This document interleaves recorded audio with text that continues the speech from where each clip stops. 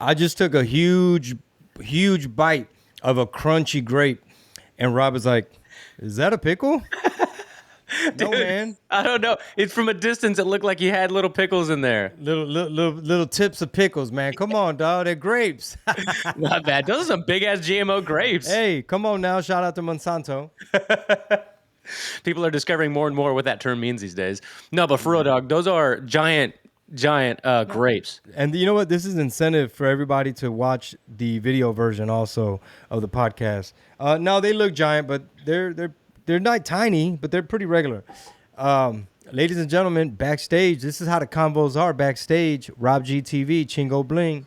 Yes, sir. At Backstage HQ everywhere. So Backstage is already taken on Instagram, YouTube, the other places. We're going to start a TikTok as well because you never know. You know, we might pop off there as well, like a lot of things do. So Backstage HQ, go to the YouTube, the Instagram, soon to be TikTok. That's where you'll find the podcast. But yeah, man, started posting clips of the show, getting people inside to, old school Chingo of how you just kind of conduct conversations backstage or even on any kind of podcast setting. And the first video basically that posted got a hell of a lot of good response.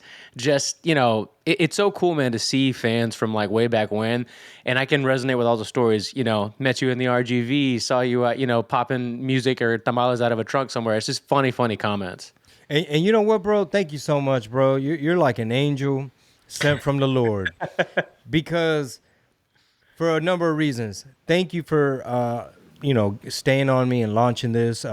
Great job. That first clip really brought a little twinkle to my eye because it's like the algorithm on my Chingo Bling IG is like different or it reaches different people or something. But apparently everybody that was following that backstage Instagram already, I see all the comments and everyone's like, yo, man, like, yo, bullshit aside, son. You know what I mean? You was ahead of your time, kid. And like, you a legend. And like, man, I'll never forget that moment. And fools don't know. And if you know, you know, and all that kind of stuff. And I was like, where have all y'all been for my self-esteem? Dude, 100+ comments, 100 and something comments, and really, realistically, literally one or two that were like not the most pleasant. Other than that, the real fans just caught that clip, it caught some fire, and that's the idea, man. I was talking to Chingo before the idea even kind of sparked into what it is now. Is like, dude, these social platforms are a sort of like lottery system that you have to understand how to play if you want any chance of winning at it. And authenticity, consistency is all what it's about. But I think those people they're all out there. Obviously, they're all around the world, all around the country, especially. And that was cool. It was cool to see. Also, I know, Chingo, dude, we used to talk about this forever ago. You have probably tubs of archived footage from like cool times that people would love to see. Do I need to take them off your hands? Because we've been talking about that for a long time. Are you good at importing and all that? We can make it happen as long as it's not too delicate to where, it might disintegrate if we pick up this footage. I don't know about it being that damn in bad shape. I have them put up around here. They're around here somewhere.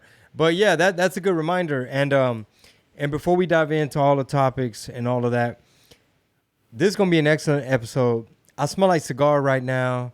I got a little bit of caffeine in here. I'm on so many different things.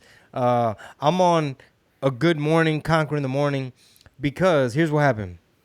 Yesterday was like a day that just kind of got off the rails at some point mid-morning. And then it's like I was having an encounter a lot of new little like learning curve things like, oh, first time using this app. Oh no, having headaches. Figure it out. It's counterintuitive. Like who the hell made this interface? And then like, you're working on another thing. It's like, damn, they updated the platform on this and the software and the printer's not doing the thing. And damn, my email, my phone's tripping. And I'm over here. I'm trying to pitch in with the homeschooling. I got Penny going on her thing. I'm trying to juggle my thing. And it turned into one of those where like you let doubt in or negativity or fear or the devil, whatever type of spirit. And you start accumulating losses, and then you just start like thinking negative, and it feeds on itself, and it just starts to like, before you know it, you're just like, I need some dopamine, like I need some serotonin, like. And at the end of the night, there was a lot of stuff like confusion. Marisol texts me a thing. I'm trying to hurry up and do it. She's like, wait, you didn't put it in that account, did you? Wait, did you not? What name? You didn't check the name on the front, and now we got to wait. And I'm like, do I got to call Chase? Like, what's going to happen with this thing? Like, well, don't worry about it. I'm like, you sure? Because I'm pissed.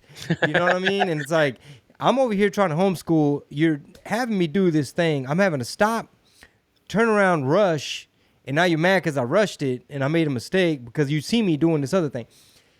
So by the time I was going to bed, I had to just tell myself, tomorrow, you're not going to let this happen again. What are we going to do? As I just lay in bed, just like, what's the word? Like seething in the day. Yeah. Just thinking about all those little losses.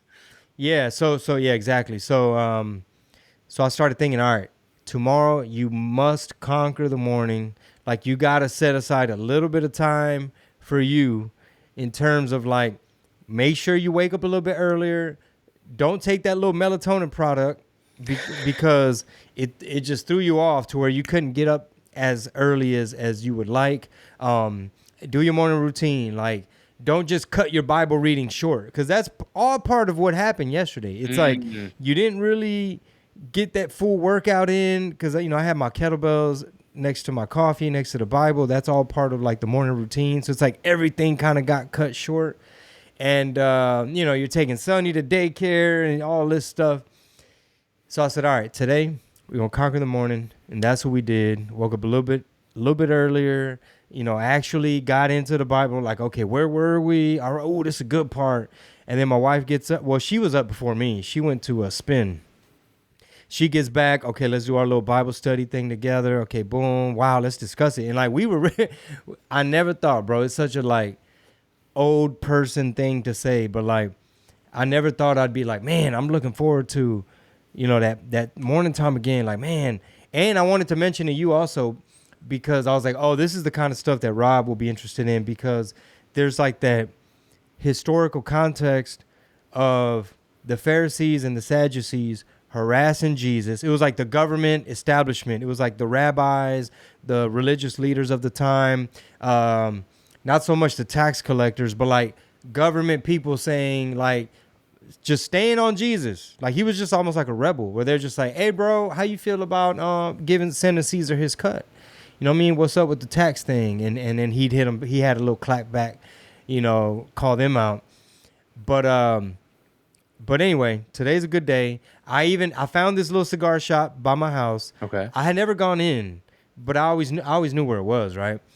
And so I'm like, all right, I got Penny set up. She knocked out. She ran through all her worksheets and all her assignments and stuff. And she's pretty much done with school. I know I'm going to podcast with Rob here shortly. I said, you know what? Let me go finish my emails and phone calls and like texting people and following up on shit at this cigar lounge. Nice. I said, let me get a couple extra little cigars. Take with me to Chicago. I'm going to Chicago this weekend. Zany's in Rosemont, October 12th. And we're out there for a wedding. So the kids are going to be out there homeschooling. It's going to be the whole thing. Nice. But I decided to go in there and just, it was all part of like slowing down, carving out that little time. And I saw this funny video yesterday that reminded me of this because I think he was like I forget what country he's from, like some European dude. And he basically was saying, it's funny how Americans have to do an activity for their leisure. He's like axe throwing or whatever. He's like, you're spending money. You got to spend $200. Yeah. And he was kind of like comparing apples and oranges, but basically he was saying, he's like, over here, we get off work, we grab a baguette, a bottle of wine, we talk, we meet with friends, we sit, we talk, we watch the sunset, we have a picnic, we go for a walk, and we meet up with people, and, you slow down, and you don't got to do a lot, and you're in nature, and you're enjoying the weather, and all that stuff. And I was thinking to myself, like, sometimes it's not about having to relocate all the time and move, and like, man, if only we lived on that side of town, we'd have, this would be slightly different. This would be, it's like, man, how about you just carve out your own little thing in your own little neck of the woods? And that little cigar shop was a thing of like, you know what? I like being close to jiu-jitsu, even though I haven't gone in a few days. It's all right. You're wearing the gear though, so it looks good. You look official. Yeah, I got the look, you know what I mean? Let them know I'm still in the cult. Well, I want to cover a couple of things, right? We've already talked about so many things that are I interesting, know. and I'm sure you guys talk about this in all the green rooms. But anything from Jesus in the Bible, your leisurely time, some cigars or whatever else you like to consume, some whiskey, beer, whatever, and then your ritual, right? You talk about your morning ritual, and is that what you call it, right? Morning routine, morning Yeah, ritual. routine. Yeah. And then, the leisure time, right? This kind of thought of like always needing to do an activity. It's funny because we took the kids to this like water parkish kind of thing for their birthday because it got rained out. Funny enough, it got rained out at a water park, but you can't have the kids out there when it's lightning. They just don't let you on the water, right? So we redid it. And then this place they had the axe throwing thing. We've done that. Have you done that before? I did it at the military base, but it was just a quick thing. Like, oh, here's the thing that they have. Do you want to try it? Yeah, so it's like a fun thing to do once, but like I don't know many people to be like, hey, let's get as a group together regularly and go throw axes. It's kind of like a novel thing you do one and done. So more power to that business model. You just got to have other things because that's like how many times you're gonna get repeat customers for that, right? But I got to ask, man, first, and I'll go in order. Historically speaking, or even like of interest, how would, or better yet, you think you could come up with like a template where if you're going to dive into the old literature of the Bible or Jesus or the whole thing, do you have a certain order you would recommend in, or is that something you have to think about more? No. Great question. So, my boy Lucky, when he was really diving into the art of the morning routine and the Bible and things like that, I remember him because I had kind of asked him. I can't remember how, but it was one of those like, man, I wouldn't even know where to begin. Like, I never really, nobody ever broke it down to me type of thing. He's like, just start with Proverbs. He's like, that's just a real quick, quick little moral lessons of like, oh, wow, it sounds like they're saying, don't have, whatever. Don't be out there chasing these women type Yeah. of thing, and it's like, oh, that's pretty cool. That's how they say it in their language. But then for some reason, I'm not sure why I started with Matthew recently. And partially because it's where the New Testament begins. It's one of the Gospels. So I think it's like Luke, I think Mark and John. Those are all the ones that talk about like the gospel of just the prophecy fulfilled of like, yo, this dude's really the Messiah, and like people doubting him. Like, what's up with these miracles? Like, is it real? What are people saying? Who's buying into it? Who's following him? What's happening to those that follow him? And all those things.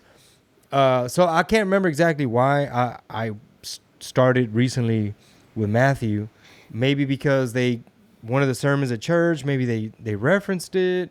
I really can't remember. Maybe I was curious about like the gospel books, but for whatever reason, I've been really just like taking my time. It might have been Penny's homeschool Bible study might have been covering that, and I just stayed with it as I was trying to implement this morning thing. But it's cool because that's where the New Testament begins, and you get to hear things Jesus says, like his responses, like, actually, this is what he told this person, and this is what's documented. Here's what the witnesses say. It's really interesting because my wife recently, with everything that's going on in the world, dude, there's a reason why there's been kind of like a shift to this backstage format because we could still talk about some of these cultural things that are relevant to the United States or the world at large, but I think interjecting the entertainment and the kind of like the ease of consumption, where it's not like so dense with like all these crazy horrible things going on in the world, is one of the reasons. But regardless, things are pretty nuts out there. My wife recently asked me, she's like, because she knows I just like history. She goes, similar to what you just said, that hey, Rob would find this interesting because of the history aspect. She goes, what do you think about going? And I just asked you last week, what got you to go back to church? She was like, because she was big into church, a decade plus ago, in a former life before her and I even met. And she just got out of it for her own reasons or whatever, grew up or got older and other things happened and just, a lot of people happen. That happens to a lot of people. But she was like, maybe we could consider like going back, finding a place, or even like doing a Bible study, or even if it's just you and I, like just reading through it and getting a better understanding of, the literature and the text and the concepts and all that. I'm like, I'm game for all of it, honestly. And I told her the same thing earlier this year about American history, and that's I'm still down that road, and she's, finds interest in that. So we might like bounce back and forth between, the original literature of the world and then American history as well. But man, I encourage people, dude, it's really interesting finding out some of this stuff that you were never taught anywhere else. It's never really talked about anywhere else. And I keep getting more recommended videos just because of the vast like type of algorithm that I guess I have. It's either like Wes Huff, or old Charlie Kirk, or some of the people that Charlie Kirk even debated that were also very well read in the scripture.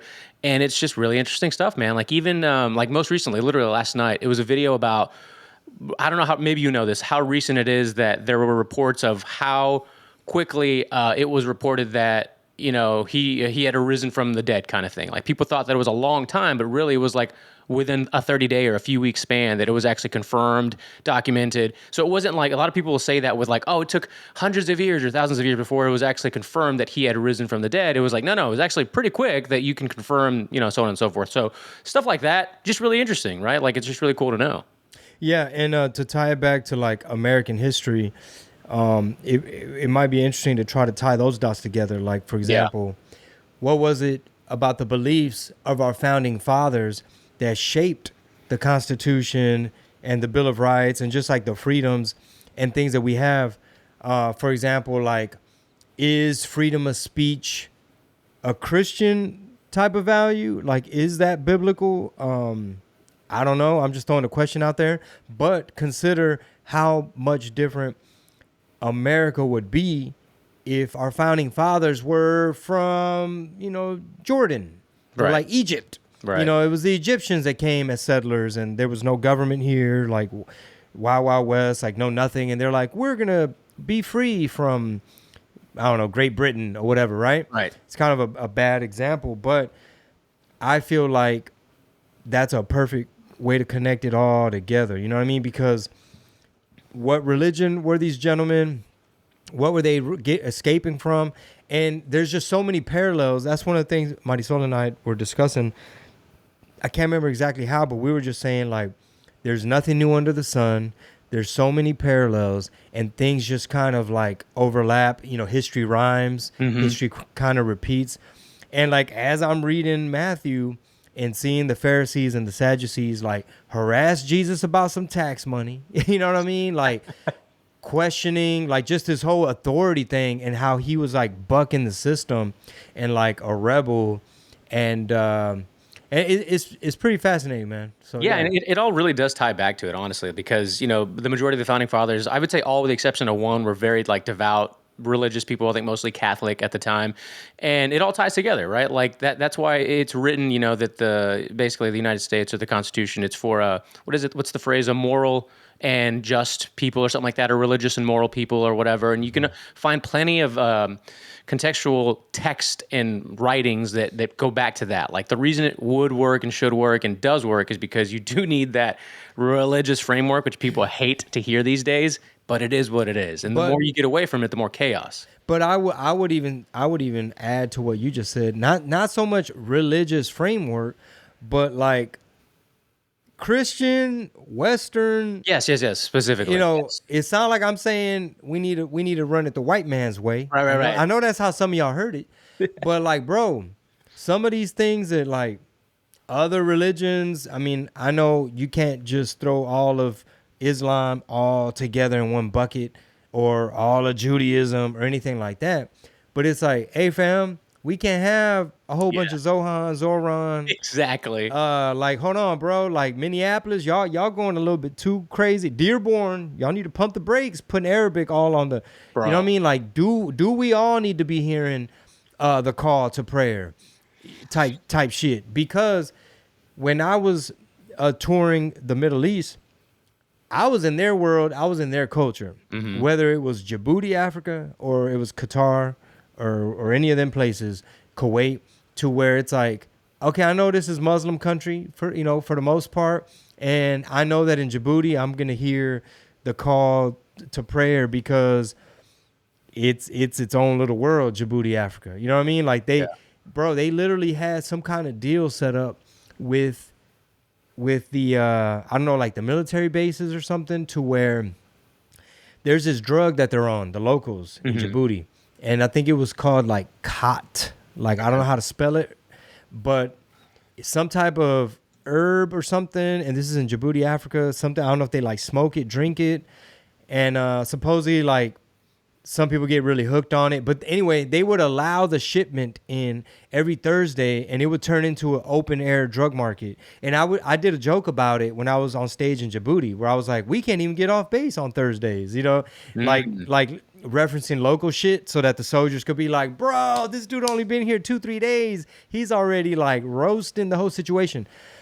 So basically, it's some kind of deal set up, and I forget how I even went down this branch rabbit hole as part of my story. But here's what I'm saying. Well, you were in their culture. Yeah, I'm in their culture, and the local people who run stuff down there, they're probably hardcore, heavy-handed Muslim, and there's some cultural things to where if you're a female and you, if you're local and you walking around like uncovered, they probably already like, okay, so you're not a Muslim African. Like, so there's probably a lot of social division, maybe some type of like caste type of system. But anyway, it's like they got it set up their way because that's who's in rule. This is America, and y'all need to chill out trying to force all this communism and Sharia law and all these things that don't really jive with the idea of what America is. And let me bring up this person. Have you listened to any of Nick Fuentes' stuff? Oh, of course.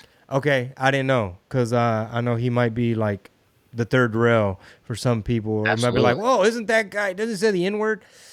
but for example, I heard him saying, "Oh, this is what he said when he was on PBD," because now he's trying to get this more mainstream push for some reason. Crazy. Considering he was blackballed from the internet, which just makes you think, but go on. Yeah, it makes you think a whole lot. It's like, whoa. Again, we never had both pom-poms up. We never sip nobody's Kool-Aid, all right? We try to keep our discernment up. That's right. Even though he be spitting some fire. So when he was talking to PBD, and PBD was trying to like figure out, so start from the beginning, how were you raised, right? Because we know this caricature that's being put out there that people are trying to typecast you, the Ben Shapiro's of the world. All right, so how'd you grow up, blah, blah, blah, blah. And basically, I remember him having a clip where he kind of said, like, I grew up in the suburbs of Chicago. Everybody there's mostly Catholic. You know, you enjoy baseball. Like, this is my idea of, like, kind of what America kind of is. Mm-hmm. And he made this excellent point saying, we have strayed and are straying so far from that to where what kind of America are our grandkids and kids gonna grow up in?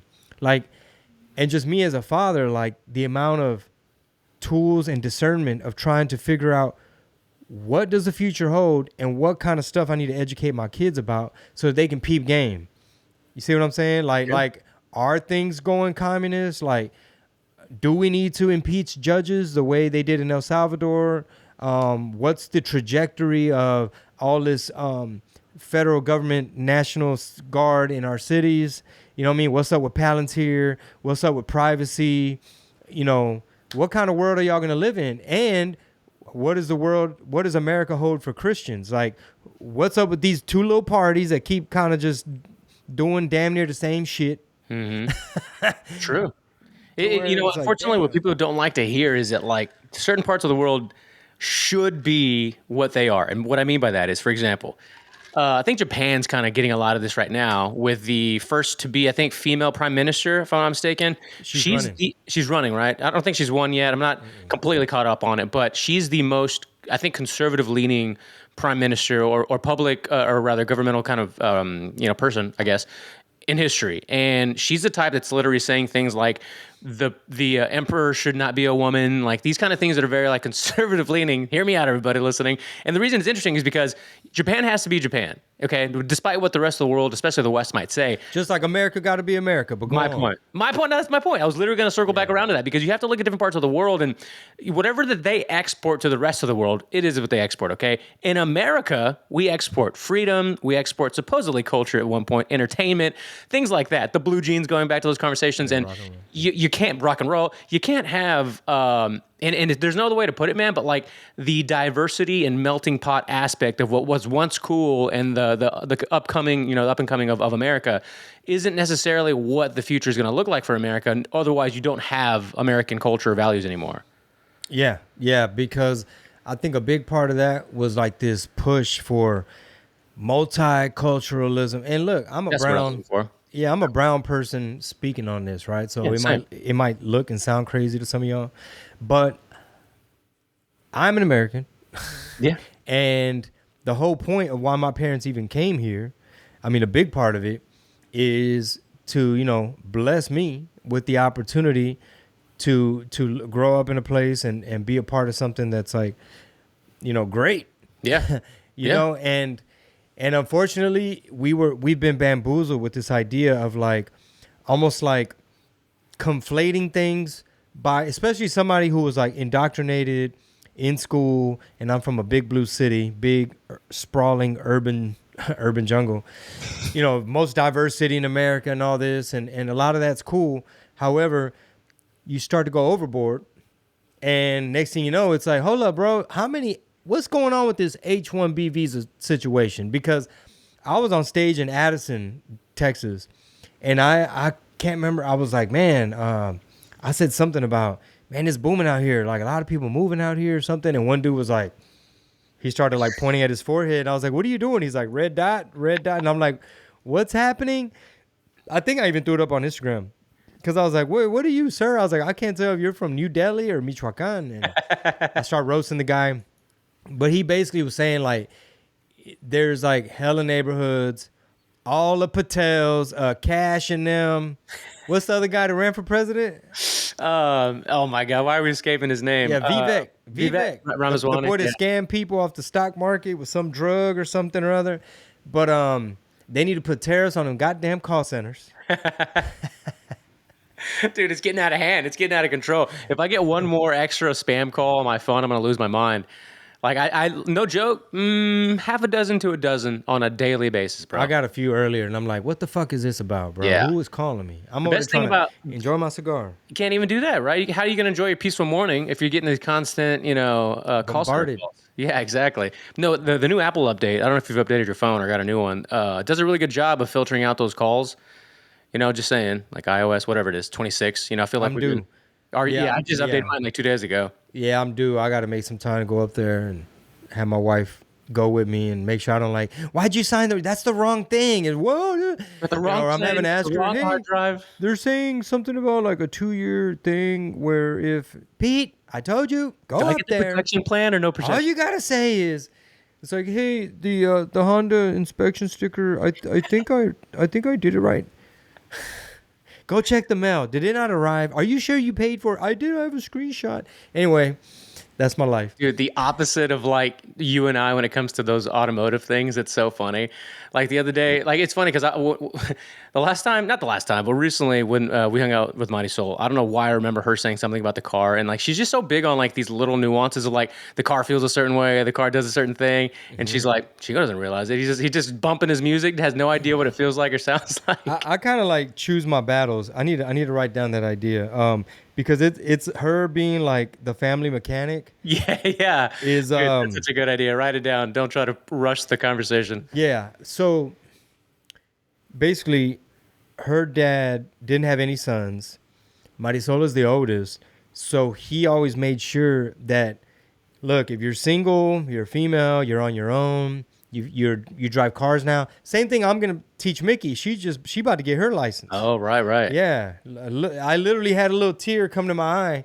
I went to have dinner with her yesterday. She's like, oh, Dad, I passed my driving test and da-da-da-da-da. And now I just got to set an appointment and go to the DMV and get my driver's license. And I'm just like, I'm like driving, looking this way, and I'm thinking to myself, there's a little bitty girl sitting next to me. Like I'm picturing her with like a little chongo. Like Yeah. there's a little bitty girl wearing baby Gap kids or whatever, sitting next to me, talking about daydreaming about, Dad, one day when I grow up and I'm gonna have a driver's license. And I'm like, oh shit, she's really about to be on the road. She's like, and I got on the freeway for the first time, Daddy. And I'm just like, oh my God. So the same stuff I'm gonna have to teach her is what Marisol's dad taught her, which is like, look, if you got to go to the mechanic, like these type of issues, you go to Discount Tire, always get that insurance on these. They're gonna try to scam you for this. Don't forget to get this oil changed. Don't forget about this. And so my wife is literally the one that's like, okay, did the steering wheel rattle? Did it make this type of, was it more of a vibration or was it a hum? Did it pull? Did it feel like the gear wanted to? Cause like the them Tahoes, man, them transmissions start to go out. Yep. Oh, And is it starting to in yours? yes. Ugh. What are you gonna do? And my rental house, I just had to get some roof shit done. So every day I wake up, It's something. I'll be on the road out of town, and my renter texts, "Hey man, I got 2 buckets going, and the last guy you sent out here, I don't know what he fixed because it just finished raining real hard." And I'm like, I just paid somebody like a week ago, the last time it rained. So now I'm already out of town trying to focus on what I got going on. And I'm already thinking, like, being a landlord ain't it, number one. That's my first thought, because you having to worry about so much shit. And then I started thinking, please, Lord Jesus, send your angels, give me some grace, and please bless the heart of whatever roofing company I call, and please put it on their heart to not tax me into oblivion and be like, hey, bro, you need a whole new roof. Thankfully, my prayers were answered, and we found a real good roofing company, and they hooked it up. They went above and beyond. They fixed so much shit. Nice. They even removed a tree that was about to start growing into, like, the branches were going to start fucking with some shingles or something. They chopped that off, drug that out. It had poison ivy on it. Also, they didn't care. They didn't charge me extra. They're like, oh, and we checked your garage roof too. We were up there fixing shit. Dude, so that got taken care of, right? That one's off your plate. The roof is off your plate. Now, what are you going to do about the Tahoe? La Mamalona, what are you going to do? Well, I had already paid another mechanic to start fucking with it. And they're like, I thought they had fixed the transmission. It was like, no. We fixed like surrounding parts adjacent to it, hoping that would going to do the thing, you know. But now it might be like a bigger job. Thankfully, my boy Jose, he said he knows somebody that for the low, like, you know, it ain't even gonna be no big deal. In case we wanted to go that route of like, look, man, this thing pretty much paid off. Like, go ahead and swap that out and keep it till the wheels fall off or until it's due for another fucking transmission. Cause my friend has a Tahoe from around that year, and he's about to be on his second transmission, dog. Dog, I was about to say, we talk about this a lot. So if you guys are interested in car talk and stuff, I have another podcast called Clutch Culture. It's the fastest growing automotive podcast on planet Earth, as we call it. The most viral car podcast on planet Earth. Very consistent. Very consistent. Very popular. But also, dude, we talk about that all the time because GM has had a lot of issues with their transmissions. Like literally brand new shit. Like stuff that's rolling off the lot. You put 40 miles on it, 400 miles on it, and it's just like, it just goes, right? And it's a never-ending story of one of these too big to fail companies, especially in the automotive world, that, you know, got the bailout to this, that, and the other, whatever your opinions are of them. Nonetheless, you got to really watch out with what you buy. And, you know, I don't know what else to say, man. I hate to say don't buy American, but right now they're making it really tough to say, yeah, I'm going to go ahead and choose American, you know, despite some of the tariff fees or whatever. But some people that aren't into cars, dude, like if you're not into the performance of something or any of that kind of stuff, just buy the most reliable thing with the most space that you can use. It's typically not going to be American, unfortunately, not right now. You fuck with Honda and Toyota? I love Honda and Toyota, man. We talk about that all the time. Actually, all of the viral videos we've had on Clutch Culture, I think we're talking about Lexus, Toyota. And that's because those people are so diehard about those vehicles. I mean, you guys have a Honda as well. That thing's lasted you. It's probably older than I am, to be honest with you. Like, and it's still kicking, right? Yeah, I don't know if it's that old, Rob. You kind of old. But we had a Lexus as well, and that was a fun little car. To yeah, ride. That's right.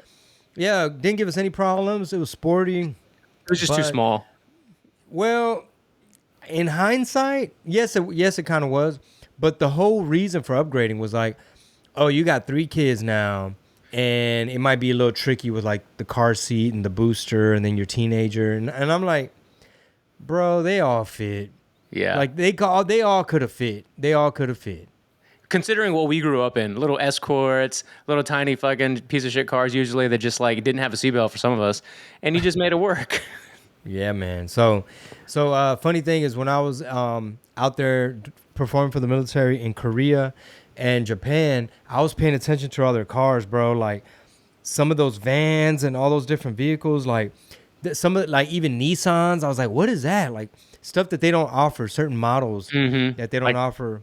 Like Nissan Patrols or something like that, the SUVs. Yeah, I don't remember all the names, but it was like, oh shit, like do our vans look like that? Like I was literally taking pictures of cars, like these little boxy little vans, or like these things that kind of look like almost like a not really a Kia Soul, but like just like Little hatchbacks. little shrunken Suburbans, like little Love it. like mini van, like mini looking vans, like Yeah. Ninja Turtle looking at shit, but like futuristic Tokyo Drift type shit. Fuck yeah. Speaking of traveling, next year I don't plan on traveling as much, so expect more podcasting. We appreciate all the love and support. When I do go out to perform, we want to promise y'all a magnificent show. I promise to be well rested, have my cigar, have my nicotine, my motherfucking caffeine, some goddamn jujitsu, everything. I will be headed to Chicago. Get your tickets October 12th this weekend. Zanies in Rosemont. Atlanta, Georgia. These are the last few shows of the year, man. So please pull up. Atlanta, Georgia at the Punchline. I've never performed there. October 19th. Some of the guys from Cholo MMA and Cholo BJJ, we're going to do some skits and we're going to make some content backstage because I'm in and out of Atlanta. But make sure you follow them and be on the lookout for that. San Antonio at the Laugh Out Loud Comedy Club, October 23rd through the 26th. A lot of surprises, and I'm working on recording an audio album that day to be distributed all over like Apple, Spotify. So really want to execute that. I'm already talking. Actually, I have like pending texts that I need to reply to. I was at the Cigar Lounge answering calls. Chris Perez called me because I asked him like, yo, who should I hire to record this thing? After that, we have Indianapolis, November 5th. Indianapolis, November 5th. I think that's the Helium Comedy Club. Brownsville, Texas. I'll be at the Lucky Barrel November 26th. And then Tampa, Florida, Side Splitters, December 14th. They got some good jiu-jitsu out there also. So we'll make it do what it do. I didn't say a word because I'm going to cut that out and put it at the beginning too. ChingoBling.com, by the way. Yeah, ChingoBling.com for tickets. Damn, what was I going to say? You were saying something about traveling. Japan. Well, before I get back to that, yeah, cars. Just note this too, because you're talking about Mickey and you saw her in your passenger seat and you're thinking about the young girl with the chongo. There's an old song by Alan Jackson called Drive. If you've never heard it, oh man, and you want to talk about bringing a tear to your eye, please play that song the next time you're by yourself chilling. It's dedication to his dad, I believe, Mr. Gene, I think Gene Jackson. I'm about to cry right now. Dude, I'd love those old country songs, man. It's the best. Or if you play any Toby Keith right now, considering he recently passed away. I mean, you want to talk about America and Toby Keith. It's just some of the best. Damn, Toby Keith. Yeah. What's the song he sang? I mean, everything from, his silly die, ones. Bro? When did he die? How did he die? Let me pull it up. Toby Keith. Toby Keith. Let's see. I heard some dude named, I think Zach Bryan went woke. Oh, dude, I'm so glad you brought this up. He passed away February 24. Yeah, 62 years old. Oh, man. Let's see, cause of death. Stomach cancer. Damn, bro. Hold on. I got to give you, and you probably know most of these. If exactly. Like American Soldier, As Good As I Once Was. I ain't as good as I once was, right? Mm-hmm. How Do You Like Me Now? That one's great. Tons. I mean, there's so many good. Beer for My Horses. There's so many good. Toby Keith. Yeah, Toby Keith songs. But yeah, the Alan Jackson song Drive, that'll get you for sure, especially when you have kids that are growing up right in front of your eyes. It's one of those things, dude. Speaking of, before we talk about, who'd you bring up, Ryan? Zach Bryan, Zach Bryan. I think that was the guy's name. There's a clip going around of Steve Harvey on that one show with that one athletic commentator who I can't stand, Ryan Clark. I'm just saying it. Those are my words, not Chingo's. But it was a really good clip about Steve Harvey and his dad and stuff. Like, I don't know if you've seen it growing up and after he passed away, like what kind of effect it had on Steve Harvey. I don't know if you've seen it. I'll send it to you. It's actually really interesting. I think a lot of dudes listening to this will relate to it, but, no need to tear jerk anymore here. So the guy, are you familiar with his music, Zach Bryan? Nah, I can't really say that I am. I'm not either, and I love country music, and I've seen Rogan's posted that he's been at his shows, and I think right now he's touring with John Mayer and somebody else are like opening up for him, so he's doing these huge, like he's broken stadium records. I think he broke some George Strait records here recently, and he had a song that he posted on his Instagram, and it was just like a snippet of it, right? Like people will do this, like Morgan Wallen does it, a lot, where he's like teasing a song, and it's just like the little audio wave, and you do it, I think, too, with like some of your stuff. Mm-hmm. And it was like 5 or 6 lines, sounded pretty cool, the singing, the song, the whole thing. And then he had this line about like ice breaking down a door or something like that, and he had comments turned off, and I think the caption, if I'm not mistaken, I want to pull it up real quick, man. It was something like, so long, my red, white, and blue, or something like that. Was like that was the caption that he put on the Instagram post, and the comments were turned off. So, needless to say, his fans were fucking pissed about it, and What a retard, bro. I That just got to be the most retarded move. And here's my retard with a capital R. capital R. Here's what I'm curious about, bro. If I'm gonna play Ian Carroll real quick, Okay. I'm gonna go straight Candace Owens. Here's my what I would research, and somebody maybe can give us the answer by next week. But basically, like, what label is he signed to, and like who the like who all was involved, like who the CEO type of thing, because I've heard that the same way, and I think Big John or Rich or the real Big and conservative, Rich. Yeah. the conservative guy, John mustache. Rich. Yeah. Okay, so I think he went on like Sean Ryan podcast or something, but I've heard that the same way some Obama era administration people moved into Netflix and start really pushing the agenda, and around the same time that Barack and Michelle became executive producers, they got a kickback. The money in advance for they're gonna like executive produce films for American culture, and it's all like anti-white rhetoric. Like, if it's the end of the world, don't trust white people, like that kind of shit in that one movie. So I wouldn't be surprised, because I think what's his name? Big Rich? What's his name? John Rich. His band is Big and Rich. Yeah. Okay, John Rich. Okay. If I'm not mistaken, John Rich literally said, like, Obama's people started getting in these high positions in the country music business. And I mean, back when I was like meeting with labels and stuff, you notice that they're all Jewish. Right. And they're probably all going to be liberal, because, most people in the arts are. But you really start to wonder, like, okay, so how does one end up? Like, do you have to be Lear Cohen's homeboy and then check off certain boxes and you're in charge of this label? Like, how does it happen to where, and what they're able to steer? So I wouldn't be surprised that, like, in Zach Bryan's situation, he might have been in a situation where they're kind of like, hey man, you ready to get that big push? You know, what I'm dude, saying? and again, you're probably right. All this stuff, it's fun conversation, right? We're having some takes on it. It's not to make anybody mad or in your feels about it, but you got to ask the questions, right? That's what, to quote one of our great buddies, Eddie Bravo, I'm just asking questions.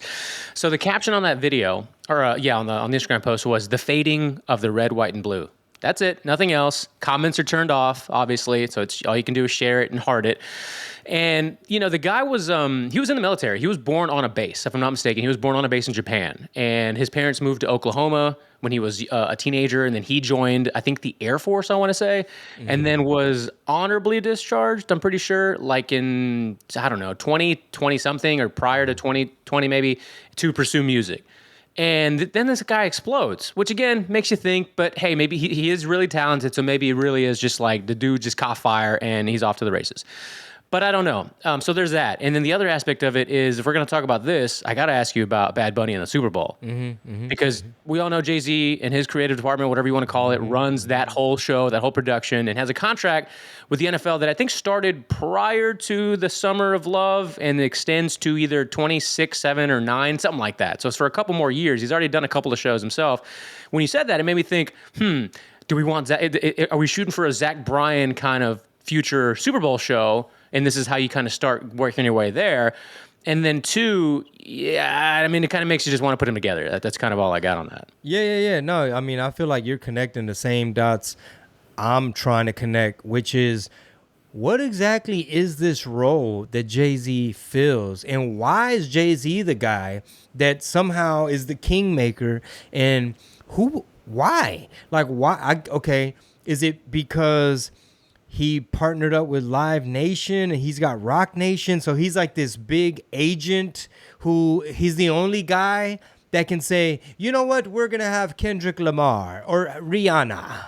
Like, what are the objectives, and why does it require somebody like Jay-Z? So for example, if the NFL Super Bowl halftime, if the objective is entertain those viewing, in a positive NFL manner. Nothing patriotic, nothing whatever, right? It's just we just want to give the fans a little something for the show. Mm-hmm. Why you got to go get Jay-Z out of all the people? Out of everybody. It's like, I mean, I can see if it was like, all right, one year we're going to have Dre curate like a West Coast thing and he's going to be in it like when they had Eminem and Which they Snoop, did. you know. One year we're going to let Jay-Z kind of assemble a thing. He'll bring out Mary J. Blige and, you know, Missy Elliott and Rihanna and Kendrick, and they're going to do this mega hip-hop show. I could kind of see that. But it makes you wonder when you remember Jay-Z was that dude with, what's her name, Marina Abramovich, the witchcraft, the witching Ukrainian lady. They're standing there doing some weird ritual, Right? and he's all dressed in white, rapping, and there's like all these white people standing around, and it's like, is this the humiliation ritual needed to open up a stadium in Brooklyn? But Bad Bunny, Bad Bunny is an interesting choice because I don't know if you know. Many speculate that he's kind of an industry plant. You know, talented, talented, makes excellent music, huge fan base. But it just so happens that like the guy that he signed to is ex-Venezuelan military general of some sort who started this entertainment company who somehow signed him, like found Bad Bunny off of another local Puerto Rico DJ, but somehow, some way, just like skyrockets. He's everywhere. Obviously, SNL, they want to get in on the mix. He's a big artist at this point, so it's kind of a no-brainer in terms of. But you know why it's a no-brainer? You know why it's a no-brainer, though? Because I think it's, I could be wrong, but the stat was it like 85 or 90% of his audience base, of his streams, or of the areas where his streams come from, are Spanish-speaking areas. So the idea is if you want to have a Spanish speaker with a Spanish audience highlighted in the biggest, arguably the biggest televised show or platform ever, right after coming off the heels of him saying he wouldn't perform a show in the United States because of the whole ICE thing, he'd be scared they'd pull up at his venue or whatever the hell. But now he's willing. Yeah. Do what? Now he's willing to pull up. Exactly. Yeah. So it makes you think. Again, going back to that, it just makes you wonder, like, why now, right? And he was also in Happy Gilmore too, right? Wasn't he the caddy? I heard. I didn't see it, but that role should have gone to a comedian. For sure. That's exactly what I heard. So, I mean, that's my opinion on it. But it's just like a lot of little coincidences. Like, he made a statement about ICE. He made a statement on SNL. It's almost like they're trying to be divisive and abrasive on purpose. Oh yeah. You know what I mean? It's like with the political climate the way it is, this dude, sure, he's American citizen, but he ain't American. No. Just because Puerto Rico is like a U.S. territory, he might have a little passport or something. That ain't the same as every time he says, I want to represent my people and my country. He ain't talking about America. Right. He's talking about his little island where he's from. Yeah. So it's kind of like there should probably be like more of a committee, and not Jay-Z's committee, bro. Like, you know what I mean? Like they could have took it so many other different directions this year. But, you know, Jay-Z, I don't know what the hell he be doing. Like, it's almost like they were like, who's anti-American? Basically, right? Dude, it really is. Who doesn't speak that language? Who's against ICE? Who's against Trump? That's who we want. Being a country that doesn't have officially like an official language, which is the United States, should have one. Which should be English, as other countries have their official languages. It is what it is. And then to have somebody like that on an SNL platform say, you know, you got 4 months to learn what I said if you didn't understand it. I'm like, what? Dude, that's wild. I speak Spanish, and even I was like, ¿Qué puto? ¿Qué dijiste? I was like, what did he say? What?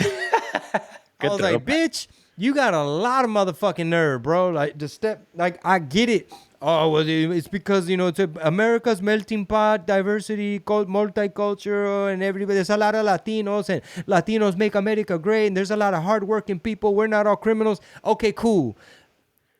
But, bitch, you got a lot of motherfucking nerve to fix your face, to hop on my American channel, my American broadcasting airwaves, to get in my American ears talking about, y'all got 4 months to learn. I get it, bro. You trying to be funny and cute, bro, but like right now's not the time. People are not trying to hear that shit. No, definitely, and of course, I'd be biased on what the kind of shows I want to see these days from an entertainment show like the Super Bowl, considering what the last 3, 4, 5 shows have been. But like, we could meet, we even if we didn't go all one way or all the other, like let's find someone in the middle. Like I know that that's something we just haven't done in a long time. I don't whether it's Chili Peppers, Bruno Mars, I don't know. Find somebody in the middle. A lot of people were saying Metallica because Metallica's never really done the Super Bowl halftime show. Creed because they've had the largest resurgence of an alternative rock Oh yeah. American band. Oh, the left would have rioted. Oh my God, right? Board up your windows. Yeah, so those are just interesting choices. You know, you go back to 9/11 when Creed did, I don't think it was Super Bowl. It might have been like a big cowboy show or something, but you got Scott Stapp singing Higher and shit. Like it had this like bringing America together feeling, which is what a lot of people are saying. Like, hey, let's bring America. It doesn't have to be Scott Stapp and Creed. Doesn't have to be Metallica. Let's go for that vibe though. Can we do that? Nah, Bro. we're going to go with Mad Bunny. What? Have you seen, this is a different time when America was America. Have you seen when Prince performed? I have seen the videos. I don't remember watching it live because it was a long Oh time. yeah, you probably weren't even born, but, Yeah. or you were a baby. But I was definitely born. But yeah, it was an incredible show from yeah, the. you're probably a little bitty kid. But yeah, dude, in the rain, in high heels, what? Yeah. Standing on his cymbal, like Whitney Houston singing the national anthem. Like you were able to be black. You were able to be androgynous. Sure. You know, a little effeminate, like Prince. Michael Jackson. You And know be- where and Michael be- Jackson's one. And motherfucking Prince killed that shit. Yeah. And everybody was proud of Prince. Everybody was proud to be American. It was all about America and NFL and the football and motherfucking Super Bowl halftime. Not, it might have been fake back then. We didn't notice the bread and the circuses and what the Illuminati was up to back then. Right. It wasn't so in your face. But it's like, what is it? That's the direction Rock Nation and them should have took. It's like, look, man, we're going to have a whole, I know they, with Kendrick and them, they had American flag colors also, which I liked that part. Mm-hmm. But then they were going on these like random soliloquies of America, better, be. Yeah.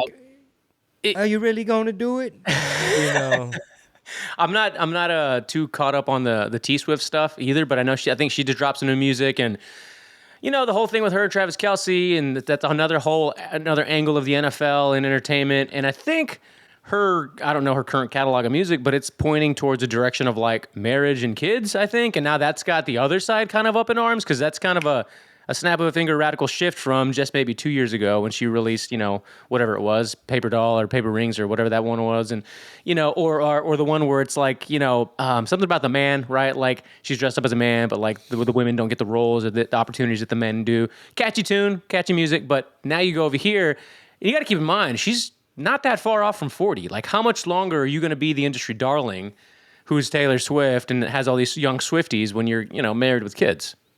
yeah. If she goes that route. Yeah. Kind of like Beyonce was like, I'm going to do an album because he cheated. And it's like, now I'm going to do a country album. And now, you know. Hey, we never talked about that country album. I mean, I don't know if you've got any thoughts on it, but God Honestly, I didn't hear it. Did you listen to it? I mean, by listening to it, I went through the samples on Apple Music, and I'm like, this is just not it for me. Yeah. Yeah, I don't know. I know she has hardcore fans, but you know, it just be some of the little shit that you be kind of noticing, like, huh? Like, you know, when she went up there and spoke for Kamala for like 30 seconds. Oh yeah, that's right. And bamboozled everybody. You know what that reminds me of? That reminds me of you get hired by a promoter to perform in a city, and then they tell you the day of the show, like, hey man, we want to start a little bit later. And then you're the one getting emails of people complaining, talking about, hey man, we've been up here since 6 o'clock, bro. We looking at 9:30. You still ain't went up. And it's like, man, this ain't how our normal comedy shows work. Dude, Y'all ain't got no real comedy club, so we having to be at the Quinceañera Hall. that's so funny. Hey, full circle to bring it back around. By the way, Khat, it's Khat. That's how you spell Khat. Khat. That might be it. Yeah, I think So it's like K-hats is what it looks like. But in 1980, the Who, so again, antenna should go up then anyway, but classified it as a drug abuse that can produce psychedelic dependence, although the WHO does not consider khat addiction to be a serious global problem. But yeah, it's a big thing in that part of the world. It's like a tea in South Africa. It's a flower native plant. Interesting. I never heard about it. It's in South Africa? Yeah, it's especially in South Africa. Native to the eastern and southeastern Africa. It's historically cultivation originating in Harar area, present day Ethiopia. Well, yeah, Djibouti is right by Ethiopia, bro. And Ah, but anyway, the only reason I brought that up is because the people who rule locally, they allow it, and there's like a day for it, and like a lot of countries have military bases there, because a lot of commerce, like maritime transit, goes through there. Otherwise, you got to go around the entire continent, and that's time and money. And it makes sense why there's a bunch of military bases there, because you got all this commerce going through there. So they're yeah. kind of there like, bitch, ain't finna be no pirates. Dude, it We'll- sounds like those patches that people are, here. What do they call it? The nicotine patch things that a lot of people put in, whether it's Zen, Zins, right, or whatever else. It's like Alp, nicotine, but what is it? Alp, Tucker Carlson's. Oh, okay. I didn't know. Yeah, I knew you had one, but I didn't know what it was called.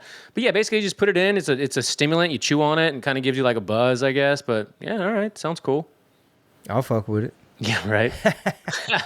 Let me see. I had a couple of things pulled up here just to kind of wrap up on a music related story that will probably turn into a good clip. There was a couple stories of artists suing people in their we'll call them label for writing credits that they claim shouldn't go to that other person. Is that something you ever ran into where? Like, let me see if I can find. Like, I think there was one with this UK singer who I happen to just see on TikTok, and next thing I know, it's like she's one of the biggest, people in the UK. Damn, what is it? Oh, Lola Young files a lawsuit against Messy producer over a songwriting credit dispute. Have you ever been in a songwriting credit dispute? No, thankfully, I mean, everybody I work with, it's all pretty honest and relaxed. That's good. That's weird. I wonder what happened. Like the producer said, I wonder if the producer claimed like, nah, I wrote half the hook. Or Oh, I that's wrote what her it means? verse. Okay. I don't know. Unless somebody just kind of like messy paperwork and it's like, yo, you left out this other writer and you double dipped and you got like a bigger percentage or something. I don't know. You know that artist that goes by Lord, that girl? All of her music got pulled off of Apple Music in Israel after yelling "Free Palestine" in New York City at a New York City show yesterday or day before yesterday. Bro, that we could do a whole episode just on Dude, you want to go all Candace Owens next week? I'm down. yeah. Yeah, man, like I mean, bro, come on, bro. Y'all just gonna give them TikTok? Y'all just gonna let them have TikTok, bro? You know we'll talk about this next week. Okay. You know that on TikTok allegedly they banned the use of the juice emoji, the little apple juice box. Really? No. Can you give us a little as soon as cliffhanger? Oracle and Larry Ellison, the cat who is very, very, very loyal to Israel, as soon as this administration allowed them to purchase it and run and manage all the data instead of letting the CCP have it, well, apparently people are leaving that apple juice box emoji as a reference to like, oh, because the Jews or something, because Israel. And so Larry Ellison already doing what he's there to do, is look out for Israel's interests. And so he said, all right, here's what we gonna do, bitch. You can't leave that emoji no more.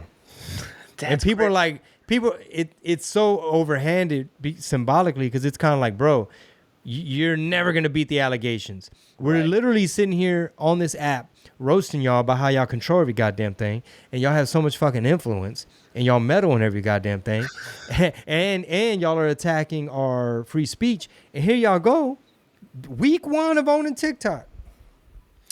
All right, we're definitely have to go do a deep dive in that next week because there's a lot of thoughts on that, and we can spin it into some funny ways. I'm sure might have to call on the Bat Signal and get Sam Tripoli to call in here and do a show with him as well. I want to get some of my music friends on here also. We just got to schedule it so I can, let you know who I have in mind, and then we got to send them the link and patch them in and all that type of shit. Yeah, man, for sure. Great first, there's, by the time you guys listen to this, there'll be 2 episodes up. So the first one, second one, this will be the 3rd episode of Backstage. Backstage HQ, Instagram, YouTube, soon to be TikTok, or whatever TikTok turns into. What if they change the name to it to something else? Just to completely, like X to rebrand it? Well, I think Candace Owens said if they ban the juice box emoji, they said just start using the word TikTok in place of that. He's like, and then she says, if they ban the word TikTok, it's like, she's like, checkmate. Dude. Dang, man, the world is such a crazy place. Let's leave. I want to leave people with this. I want to get your thoughts real quick. You know, we're like in the fourth quarter now of 2024. If you go back, man, just a couple. 2025. Oh shit, 20. Man, dude, that's simulation playing a trick on me right there. 2025. We're going into 2026. If you can believe that. Yeah. If you were to summarize, Chingo, for people, what you may have been doing or thinking in 2018, 19, before all the craziness, to now. Is there a way you can summarize what you have experienced in your entertainment, traveling, touring life in the last 5-ish years? Well, if we go back to 2018, 2019, I wasn't paying attention to politics. I was too busy touring to like sold out markets, sold out shows, sold out weekends, literally killing it on the road. And fast forward, you go through a roller coaster of just information of like, okay, just a lot of information in terms of we've been living through a lie, just propaganda. It's just lies on lies. And another reason why it sometimes doesn't make sense to do a super deep dive on all the onslaught of distractions of weekly culture war things is because half the time, most of the time, we don't even have all the information. The information is slowly changing. And as we're fixated on this one thing, they're really running a bigger play past your eyes. So, I mean, case in point, the Charlie Kirk assassination, where we're just like, bro, we have so many questions about the wife. You know what I mean? We have so many questions in terms of like, there's different speculation, like was he changing his views on this? What donors did he lose? What was this meeting gathering about? How many millions are we talking? Basically, that whole thing is hella weird. Was there an autopsy? Is this the rights George Floyd? Like, was that a WWE funeral? You know, what type of all political shit are they doing off this man's death? They asking for donations, and all the while you're fixated on this thing, trying to figure out who the hell done it. They running bigger plays, like, oh, they done. What's up with these Epstein list thing? When are they supposed to vote on that? What politicians are in favor of releasing that? When do they vote? What's up with this government shutdown? I was gonna say government shutdown. Government. That's all you're hearing right now, dude. That's why I'll be like, you know what? And part of my morning routine, a very, very, very important thing is shutting off all the chatter, because it's very easy to get lost in, you log on to social media and you start subconsciously like, oh man, look at what this person, oh, that's cool. I got to run an ad like that. Damn, that's such a good ad. Look at the fucking caption, is perfect. And damn, this person got that many likes on that one picture. Like, I want to go there. And, you know, I want one of those. And you just start comparing. And now you subconsciously getting aggravated over some shit. And then you getting aggravated over some other shit. And now you don't let the world in. And you already like opened up the floodgates of like people starting to like pull you in different directions. And that's why it's like, man, try to hold off on that shit as much as you can, as you kind of like arm yourself with like, today I'm going to experience some things. It's not time for that yet. For example, my wife might send me to Target to go get in that little pickup where you enter the code and you got to find a parking spot. They're all taken up. People in Houston don't know how to fucking drive. They see me waiting. Like, this car's pulling out. They see me waiting to just pull in, but this other car is like not letting the car out because they want to wedge in. And now I'm having the thought of, is today the day that I'm gonna have to use a little bit of jujitsu on somebody? Okay. All right. Good takeaway. Please let us know how you really feel about it. That definitely happened either yesterday or today. It did yesterday. It just happened yesterday. So a good takeaway for the show, everybody, is let the distractions, let it go, or don't turn them on too early, right? Like, quiet the chat. I like that. That might be a good shirt. Quiet the chatter. Yeah. Quiet the chatter, and we'll put all the social emojis or the little icons next to it. It just says quiet the chatter on the shirt. But yeah, dude, hang tight for me as we send everybody off. ChingoBling.com for tickets. And last thing, you have a book out? Did I see that right? Yes, sir. Tío Juventino with the Big Pepino, the Sancho Commandments. The hardcovers are in also. Check this out. So this Friday, The audiobook will be live on Apple Music, Spotify. It might come up registered as like spoken word or something. Okay. Because it's still under review for the like Audible or all the iTunes books and all the like the book shit, but Yeah. all the music shit, you'll hear Theo Juve reading all the chapters to you. So that'll probably be like 12 tracks because I think it's like 12 chapters and then the intro and all that. Dude, that's dope. Whenever that drops, let me know so we can get it to everybody through all the different, newsletter, website, the whole thing. All right, chingobling.com. Hang tight for me, dude. We'll see you guys next week. Peace.